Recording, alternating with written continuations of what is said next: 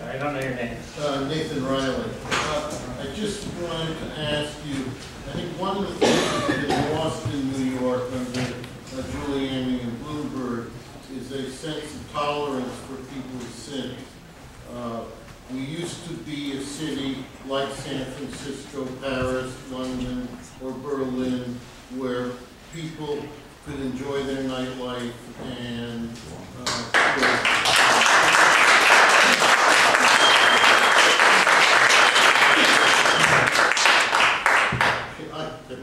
the question is, if you're mayor. Look, here's what I think. I think that nightlife is an important part of not only the social but economic fabric of our city. I think to some degree what we're seeing a lot recently is a reaction, frankly, to what the previous gentleman asked about this incredible rise in property values now takes places that you would never build homes and residences and apartments and co-ops and hotels, and putting them in places that maybe they shouldn't be. You know, if you look at our community in this neighborhood, there were club bar ghettos that were naturally formed. You know, clubs and bars popped up around the meatpacking district because who the hell would want to live in the meatpacking district? Well, now, 20 years later or 30 years later, some of those same clubs are finding themselves cheek to jowl with new $3 million co-ops and condos. Part of what we need to do as a city is realize that the way we've been zoning in the city and planning in the city is by not really zoning and not really planning, but by seeing what emerges and then trying to carve up the conflicts after the fact.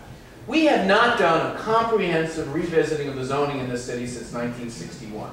We've done neighborhood by neighborhood by neighborhoods, but what we've done is we've left the rules of the road so unclear, and we've also sometimes sided too much on the side of development and not enough on the side of allowing small businesses and what are really small grade cultural institutions, and maybe that's too highbrow way to put it. But you know what these institutions are part of who we are as a city. And I don't want to be the mayor of a city where we become so completely sanitized that we don't have a place for people to enjoy their nightlife, that we don't have a place that people at 2 o'clock in the morning can find, you know, a $1.50 hot dog. We want to be that. I can't afford a hookah for $5,000. Yeah. I've got a ton of jokes like that.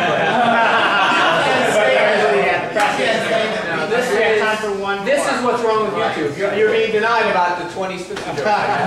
But I agree with you, and it's one of the challenges that we face. And it's not just small bars and clubs that are being encouraged. You know, there are so many art spaces that are being taken over because they're so much more valuable as co-ops and condos. There's so many more lofts that are being taken over. It's a challenge that we have to face. There's no easy answer to it, but I understand what it means to grow up in a city where, you know, you had places that you went to after hours. I mean, not that I did, but and you know what it's like. We have time for one more question. Time for one more, yes. Saul? Okay, Congressman, first of all, thank you again for being here. I know it's a year away, but right now, can you think of ways where, how you differentiate from Bill Thompson or Christopher Quinn or Marty Walker's, why, if we had to vote soon or our debate starts soon, why you're... Well, I don't, you know, look, I mean, campaigns, what are good about campaigns is that people give voice to what they feel about different issues because they're put in forums like this and have to answer questions. That process hasn't begun. I know that I've got a different view than my opponents on the congestion pricing plan, which is an issue of the day.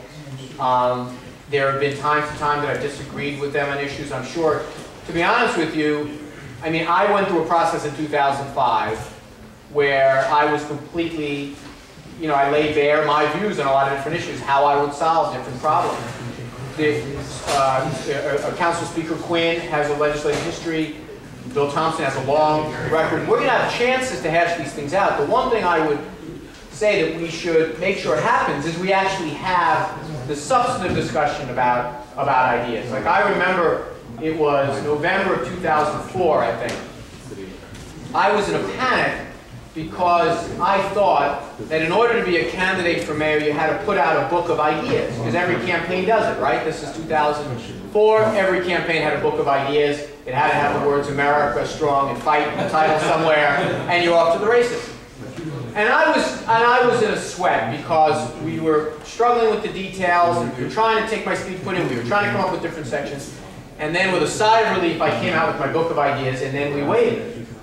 And none of my opponents did. So we came out with a second book of ideas. And still we waited, and my opponents didn't do it. So we gave a series of speeches because I saw the only way as a lesser-known candidate to differentiate myself was to take a lot of positions and hopefully get a debate started. And one of the things I regret about the campaign is we didn't have more debates like that. And there weren't more real substantive things that would come up because I had these ideas out and it was kind of one-hand clapping sometimes. So what you all can do as a Democratic club is insist upon a discussion that revolves around ideas. Insist that people come and answer tough questions. Insist that we have a discussion that gets a little bit below the surface. Then your question will be answered because you'll be able to see for yourself. Weiner came here in 2008 and said it was a mistake for us to put that tax in the middle class in the congestion pricing. He turned out to have been right or wrong. You can make your own decision.